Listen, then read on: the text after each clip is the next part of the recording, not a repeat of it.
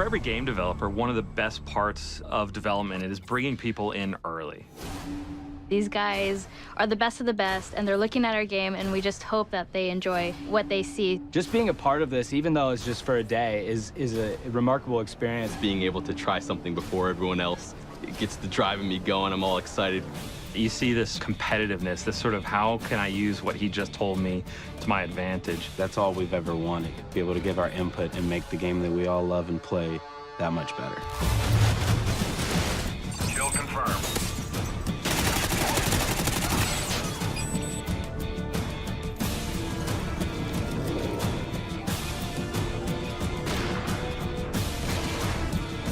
Crank really developed from the idea of playing again with the TDM rules. We've added this idea that once you get a kill, you become cranked. You start speeding up, you're running all crazy. And then you have 30 seconds to kill another enemy, and if you don't, you explode. And die. And all of a sudden it becomes very frantic Call of Duty. Lots of kills really quickly. I was running around the map going crazy looking for that last kill at the 2-second mark. You get a guy in your sights and someone comes in and steals that kill from you, and then you blow up, that's kind of a problem.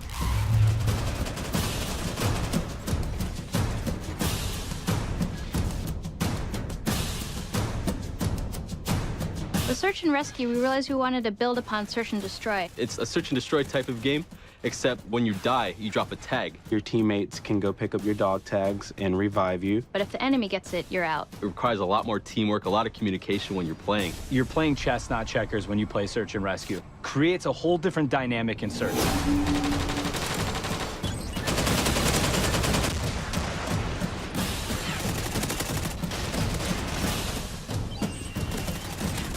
Reviving teammates and taking out the enemy's tags became another objective within the search and destroy mode. I think it's going to be a lot more strategy involved.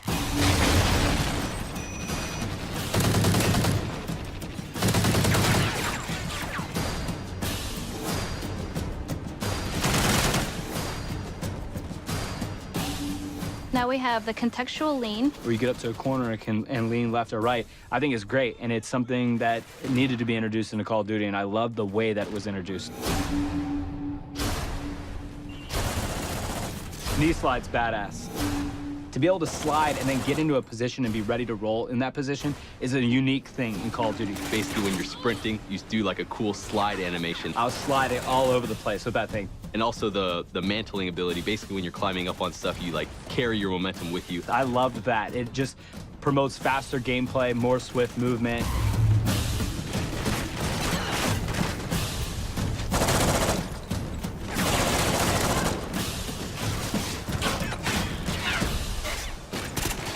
We brought back Assault, Support, and Specialist.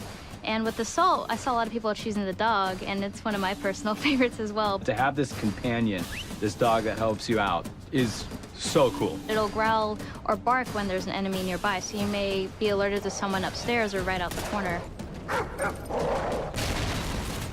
We haven't really seen that in Call of Duty before, to have real AI things that escort you around the map. That really appealed to me. We revamped the way we use UAV. Now they're called SATCOMs. This adds a different element as far as being able to hide these, stack them, put them off to the side, and then play a little bit more defensive mind, because now you can actually protect your UAV. The first tier will give players eyes on. So when a teammate sees an enemy, you'll see it on your minimap. When you throw down a second SATCOM, it gives you the traditional UAV that everyone's familiar with. And when a third is thrown down, that's when you see the directional movement of enemies. The other thing that I really like, where you can snipe from the helicopter. You go up into the air and you can control where the helicopter is on the map, but it's up to you to snipe off enemies. And trying to snipe the guy that's sniping from the helicopter is even much harder. It's definitely going to be fun. I'm going to love this every second of it. We're also adding a new robust perk system. Basically, they've split a bunch of perks from the old Call of Duties and made a pretty big list of them. Some perks may be more useful than others or more powerful than others. It may take up 5 allotted slots, it may take up 4, just depending on what you want to use.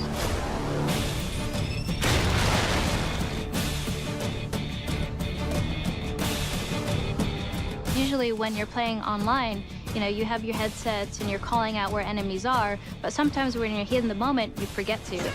With Battle Chatter, it picks up on where the enemies are and it'll notify you. And there's a couple times where I turned around because there was a guy screaming and I was trying to figure out what he's talking about. And he's right, like there's someone on my 6, there's someone behind me. It gives you a better sense of where enemies are, even if you're kind of shy and you want to stay quiet throughout the game. Got hostiles near the wrecked ship!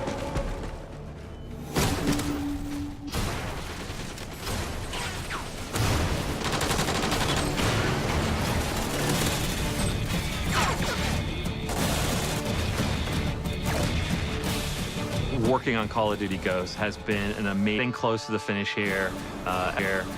Everyone's really excited. We were a launch title for the 360, and now to be a launch title for the Xbox One, it's a really, it's kind of a fun, monumental occasion for us.